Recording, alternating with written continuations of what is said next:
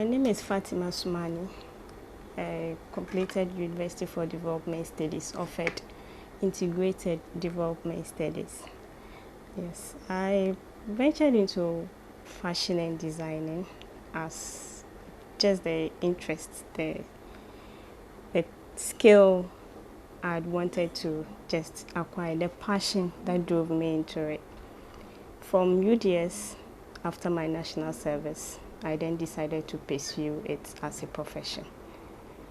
I grew up with a sister who is also into sewing. I think that's where I had my skill from. But I was just doing it for fun until I completed in 2011. Then I had people telling me, Fatty, this is your fault. This is your fault. Like, you are good at what you do. This is it. Then gradually, after my national service, I personally realized that, yeah, this is the path I want to take.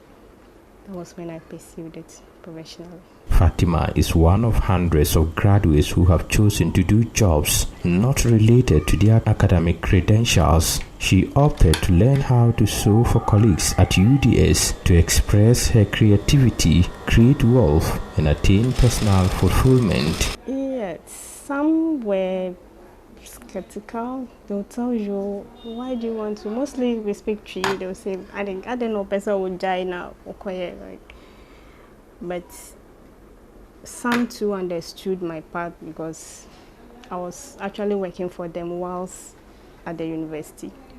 I was sewing for them, so they bought into the idea and gave me that support. Yes. Some are into the public sector, others, unfortunately, are still searching for jobs.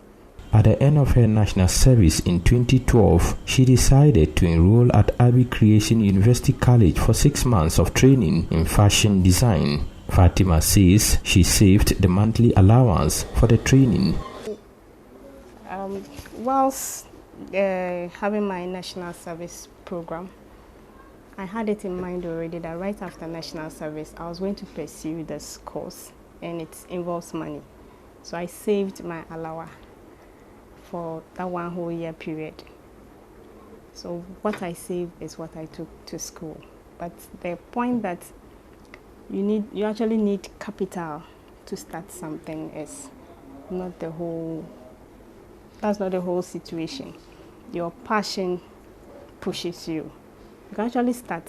My field, for instance, having even just a needle and thread is enough for you to gather money for a sewing machine. Then after the sewing machine, you can also gather enough for a different thing. That was how I grew. What happened after the 6 months of training? I've not taken a loan to start my business. I started with just a bulk sum of like 7,000 Ghana cedis for my fixtures, the machines, and other stuff for the training within the 4 years. Then I had 7,000 Ghana cedis to start with, and that was my savings for 4 years. Yes, and that's what I started with. The 34-year-old does not regret making such a decision, but how much does she earn? Months, if we do most bridals. So in a month where we have the bridal clients coming in, we can make like 20. Yes, we can make like 20. But there are also times you make less. Yes, there are also times you make. Yeah, that's profit. There are also times you make less than 1,000 Ghana cedis. There are times like that with the business. You make less than 1,000 Ghana cedis, and there are also times you make more of it. So far, Fatima has trained 21 women at her institute. 6 of them are graduates from various universities across the country. Yes. Nafisa Abdallah, a KNUST real estate graduate, and Besla Kando, who also studied community nutrition from UDS, are among the current trainees. My name is Abdallah Nafisa too. I'm a graduate of land real estate from the University of Science and Technology. And yeah, I've been here for about a month now. I So far, we've learned how to do basic hand stitches, decorative stitches, seams, and now we are working on finishes. So I'm working on one now. And I'm sure, I hope, and I'm sure that at the end of the 6 months learning period, I'll be able to make my own clothes and make clothes for my family as well. And I'll be able to So my name is Blesla Nafwe Kando. I work with NOSAC. It's an NGO in Tamale as the Youth Advocacy and Campaigns Coordinator. And I'm basically here to learn everything I need to know about fashion. And so I took this step to join this fashion class and learn, because fashion is one thing that I've always loved and I've always wanted to explore, but I've never really found the right time to do it. And so I've been talking to Fati for a while now, and then when the opportunity presented to join the weekend class, I said, why not? Let me come and do something that I've always wanted to learn, something that I love and I use almost every day.